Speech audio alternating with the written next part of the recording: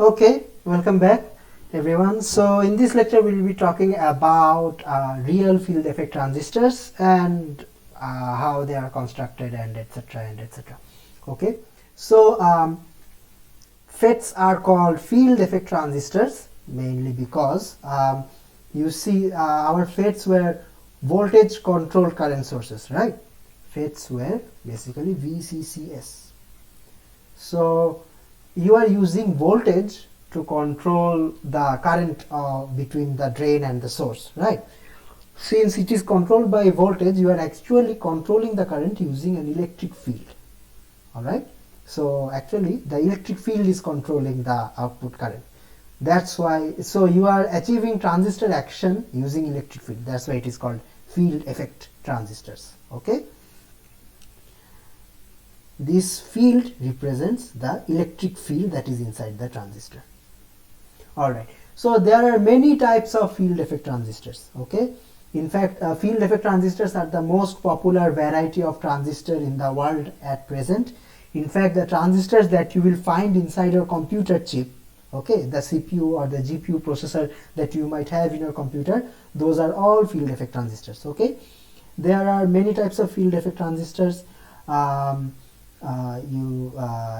are JFETs, okay, JFETs and Mosfets and CNT FETs. CNT FET means carbon nanotube FETs. You can actually make FETs using carbon nanotubes as well. Okay, and also MOSFETs. So at the present time, among the FETs, the MOSFETs are the most used variety of field effect transistor. Okay, so we will be talking mainly about MOSFETs. So up till now, the analysis we have been doing was mostly centered around MOSFETs, although the analysis would be similar for other FETs as well. That's why the gain of a FET, we termed it as GM.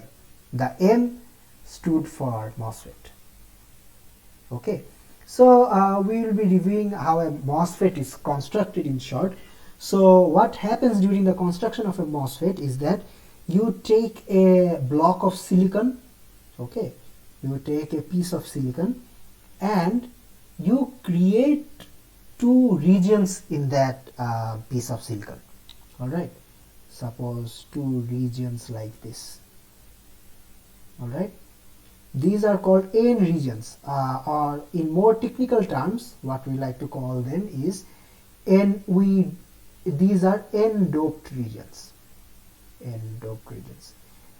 What does N-doping mean? N-doping means that usually in silicon there are not many free electrons for current to flow.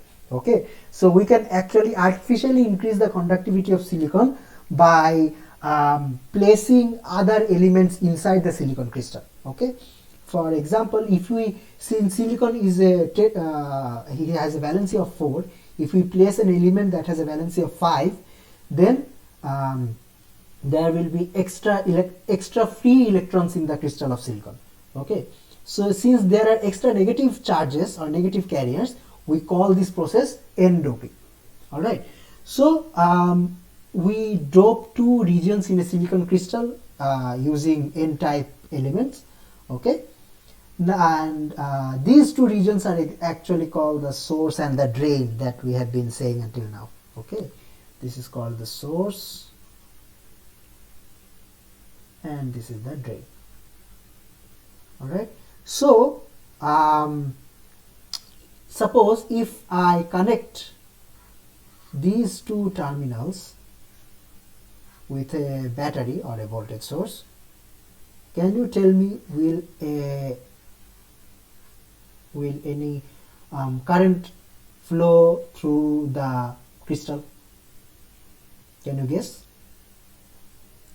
Well, actually no current will flow through the crystal. Why is that? Because in this region, well, this region has a lot of carriers, right? This region has a lot of carriers, but the region in the middle, this doesn't have any free carriers. All right, so electrons cannot jump from the left hand side N-doped region to the right hand side N-doped region. So how do we achieve transistor action in this case?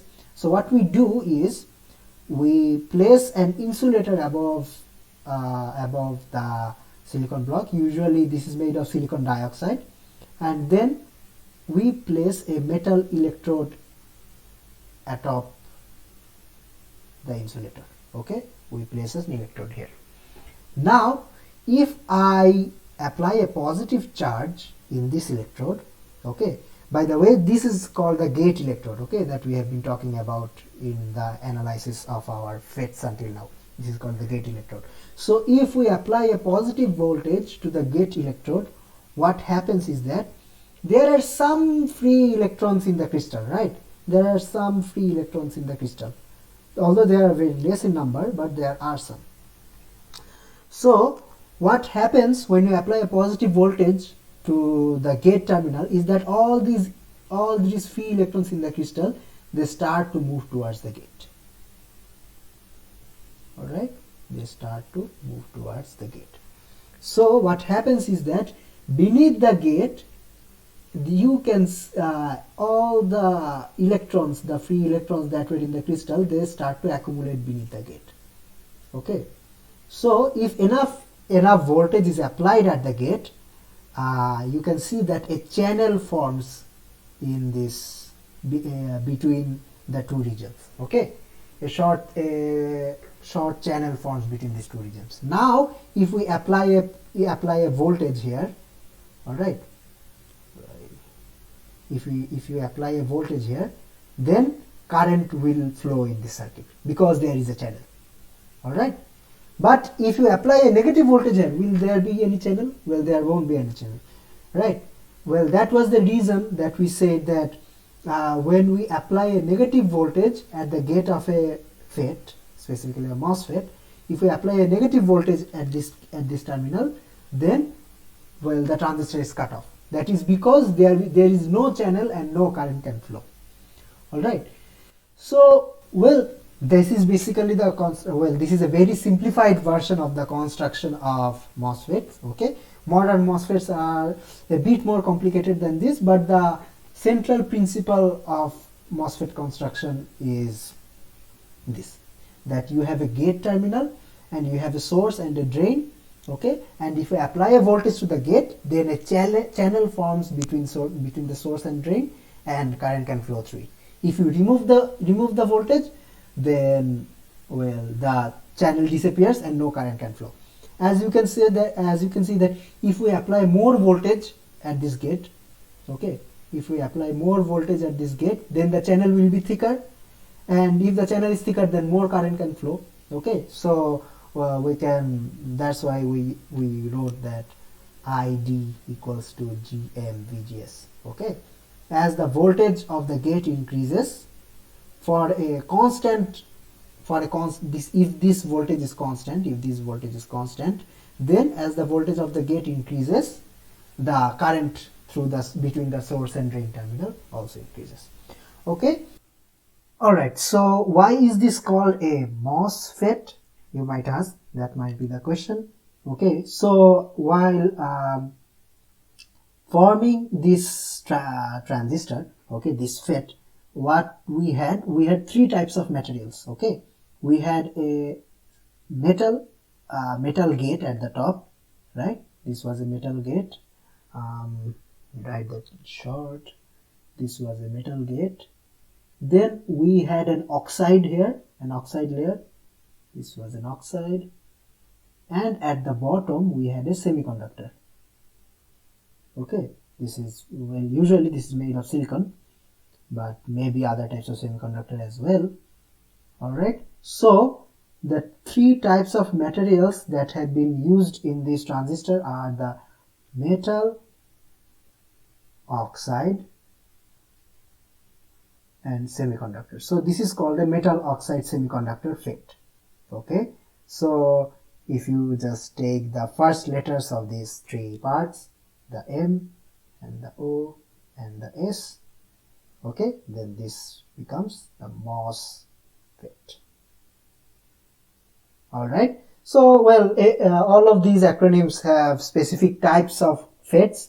JFET means junction FETs, MESFET means metal epitaxial semiconductor FETs, CNT FETs, as I said earlier, these carbon nanotube FETs, and MOSFETs is metal oxide semiconductor FETs. Okay, so we have learned about in some short detail about how real transistors are constructed, how real FETs and real BJTs are constructed. In the next lecture, we will be talking about one final characteristics, a final graph that we use to characterize transistors. Okay, so let's see you in the next lecture. Thank you.